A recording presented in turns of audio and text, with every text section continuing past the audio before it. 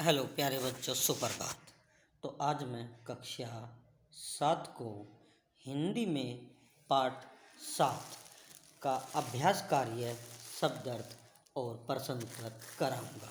पाठ 7 पढ़ा दिया गया, समझा दिया गया, तो आज इसके अभ्यास कार्य यानी पाठ 8 इसका अभ्यास कार्य शब्दार्थ और प्रश्न उत्तर कराऊंगा।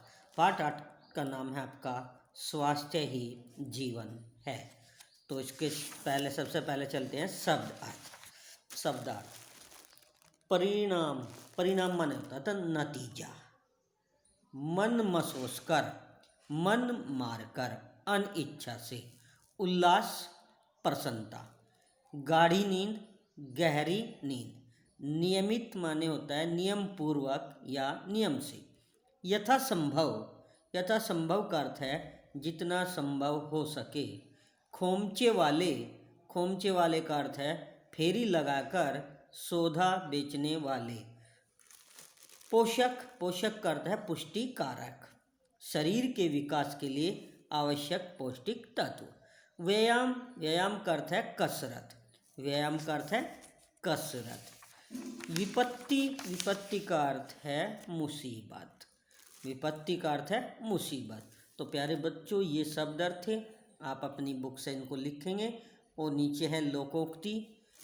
तंदुरुस्ती हजार नियामत है, इसका अर्थ हुआ तंदुरुस्ती सबसे बड़ा वरदान है। अब कठिन शब्द या श्रुत लेख।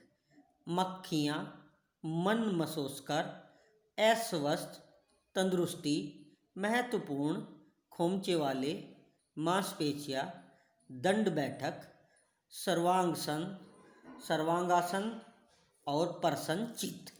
क्या है? सर्वांगासन और प्रसन्नचित्त। तो ये थे हमारे शब्दार्थ और कठिन शब्द और श्रुत लेख। अब इसका अभ्यास कार्य और प्रश्न उत्तर कराएं।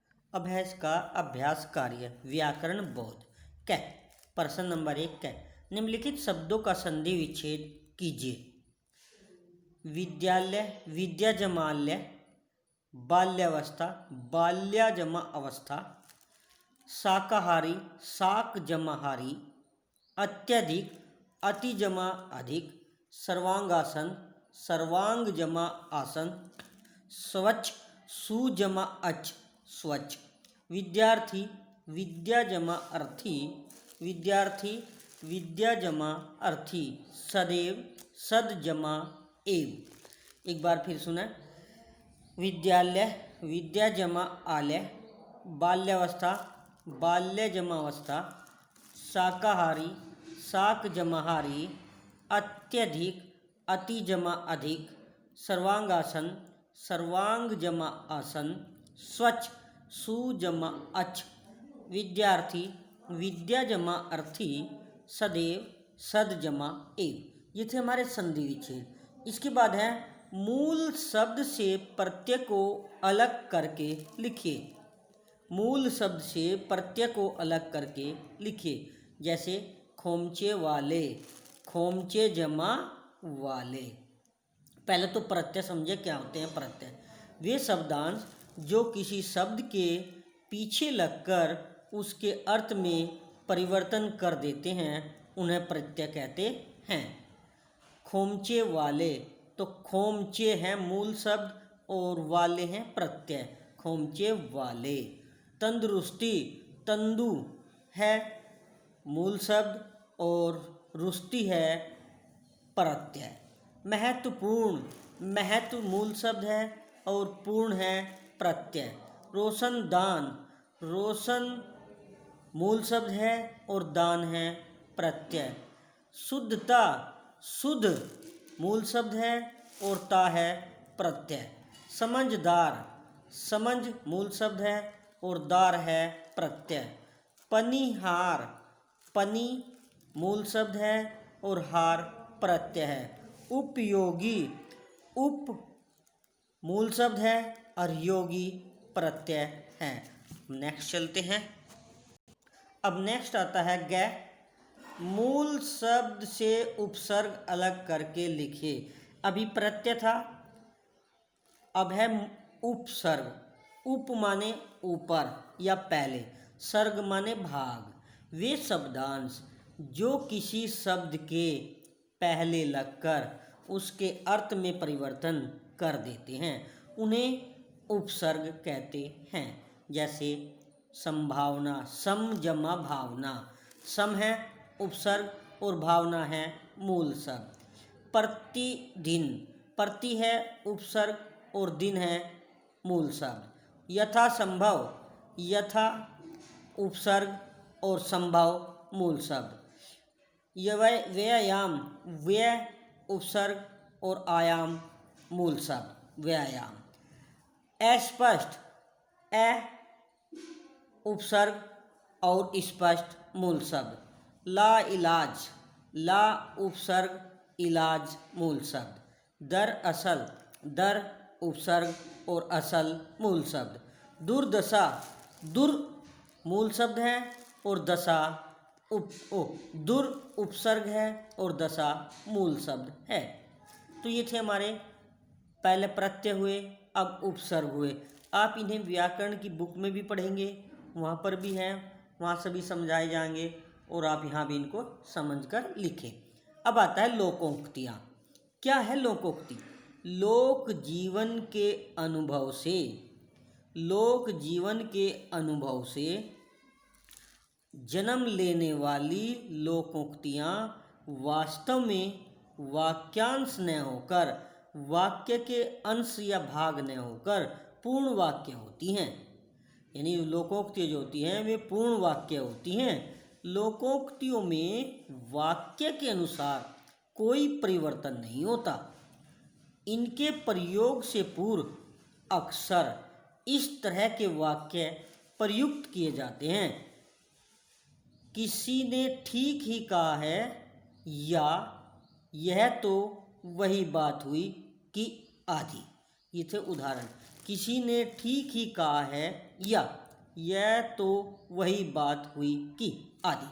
निम्नलिखित लोकोक्तियों का वाक्य में प्रयोग कीजिए। अब पहला है तंदुरुस्ती हजार नियामत है।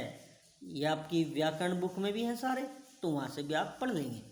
तंदुरुस्ती हजार नियामत है, तो अच्छी सेहत और तंदुरुस्ती सबसे महत्वपूर्ण है। स्वास्थ्य सबसे बड़ा धन है। तो ये कहा तंदुरुस्ती हजार नियामत है का अर्थ है अच्छी सेहत और तंदुरुस्ती सबसे महत्वपूर्ण है, स्वास्थ्य सबसे बड़ा धन है। ठहाका मारकर हंसिए और दीर्घजीवी बनिए, अर्थात जोर से हंसिए और लंबी आयु पाइए। हंसना स्वास्थ्य के लिए बहुत उपयोगी है, यानी हमें हंसते रहना चाहिए, जोर जोर से हंसना चाहिए। तो अकेला, नेक्स्ट, अकेला चना भाड़ नहीं फोड़ सकता। तो क्या है इसका अर्थ?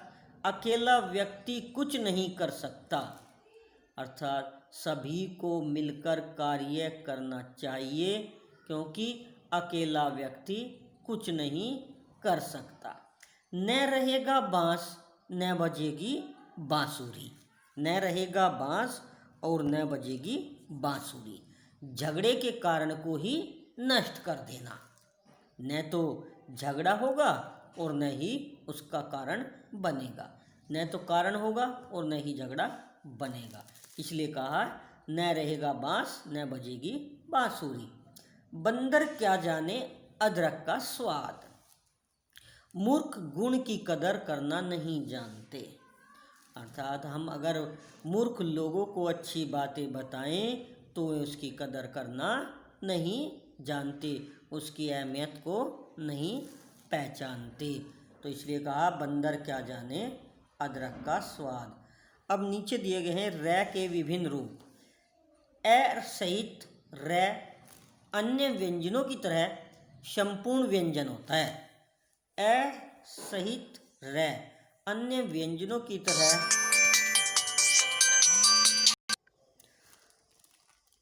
जैसे रात, रोग, शरीर आदि। ए सहित रै अन्य व्यंजनों की तरह संपूर्ण व्यंजन होता है, जैसे रात, रोग, शरीर आदि। ख ए रहित रै। आगे आने वाले वर्ण के ऊपर रै लगा जाता है और उस वर्ण के पहले बोला जाता है, अर्थात रै जिस वर्ण पर लगता है वह उससे पहले बोला जाता है, जैसे धर्म, कर्म आदि। तो यहाँ मैं के ऊपर रै लगा है लेकिन बोला जा रहा है ये मैं से पहले। अब ए रहित रै पाई वाले स्वर सहित व्यंजनों के साथ इस प्रकार लगाया जाता है, नीचे। पाई का मतलब नीचे लगाया जाता है पैरों में, जैसे कर्म, धर्म, ग्रहण आदि। ए सहित रै का प्रयोग ट वर्ग के स्वर सहित स्वर रहित व्यंजनों के साथ ये भी पैरों में लगता है, नीचे लगता है, इस प्रकार किया जाता है, जैसे ट्राम, राष्ट्र, ट्रक, ड्रम आदि। अब आता है निम्नलिखित शब्दों में रै के उचित स्वरूप का प्रयोग करते हुए शब्दों के शुद्ध रूप लिखिए। आशीर्वाद, आशीर्वाद, तो यह है आशीर्वाद। राष्ट्रीय, राष्ट्रीय, तो ये बन गया शुद्ध रूप राष्ट्रीय। दुगति, दुगति, ये शब्द बना दुर्गति, दुर्गति। उपयुक्त, शुद्ध शब्द हुआ उपरयुक्त। ब्राह्मण, ब्राह्मण का शुद्ध रूप हुआ ब्राह्मण। श्रीमान, श्रीमान, श्रीमान का श्रीमान, रै हटा रखा था इसमें, तो ये श्रीमान। धार्मिक, धार्मिक का अर्थ हुआ धार्मिक, धार्मिक का अर्थ हुआ धार्मिक। डम, डम का अर्थ हुआ ड्रम। निम्नलिखित वाक्यों को ध्यान से पढ़िए तथा और के विभिन्न प्रयोग को समझिए। आप और साहिल मेरे घर आइएगा, समुच्चय बोधक अव्यय। क्या आप और बोलेंगे? परिमाणवाचक क्रिया विशेषण। और कौन आया है? सर्वनाम। आप और चाय पिएंगे? परिमाणवाचक विशेषण। अब आगे चलते हैं, हमारा आता है वाक्यों में प्रयुक्त पदों का परिचय देना पद परिचय कहलाता है। जैसे मीरा हंस रही है, या मीरा का परिचय है। व्यक्तिवाचक संज्ञा, स्त्रीलिंग, एक वचन, कर्ता, कारक। इसी तरह निम्न रेखांकित पदों का पद परिचय दीजिए। राम और श्याम खेल रहे हैं। व्यक्तिवाचक संज्ञा, एक वचन, पुल्लिंग, कर्ता। बच्चे मैदान में खेल रहे हैं। वर्तमान काल की क्रिया बहुवचन, वर्तमान काल की क्रिया बहुवचन। इसके बाद आता है किसान हल चला रहा है। किसान हल चला रहा है। जातिवाचक संज्ञा, पुल्लिंग, एक वचन, कर्ता। अब निम्नलिखित वाक्यों में रेखांकित पदों का परिचय दीजिए। ज़्यादा खाने से कोई स्वस्थ नहीं होता। ज़्यादा खाने से कोई स्वस्थ नहीं होता। ज़्यादा परिमाणवाचक, अन्य पुरुष, एक वचन। कोई अनिश्चित, परिमाणवाचक, अन्य पुरुष, एक वचन। जंक फूड स्वास्थ्य के लिए हानिकारक है। जंक फूड व्यक्तिवाचक संज्ञा, नपुंसकलिंग, एक वचन। स्वास्थ्य गुणवाचक विशेषण। कुछ बच्चे व्यायाम कर रहे हैं। कुछ अनिश्चयवाचक, कर रहे हैं क्रिया का काल। मक्खियाँ बीमारी फैलाती हैं। मक्खियाँ जातिवाचक, स्त्रीलिंग, बहुवचन। बीमारी गुणवाचक विशेषण। तो प्यारे बच्चों, ये इसका अभ्यास कार्य था। शब्द अर्थ हो गए, कठिन शब्द और अभ्यास कार्य। अब इसके प्रश्न उत्तर कराते हैं। पाठ कक्षा 7 पाठ 8।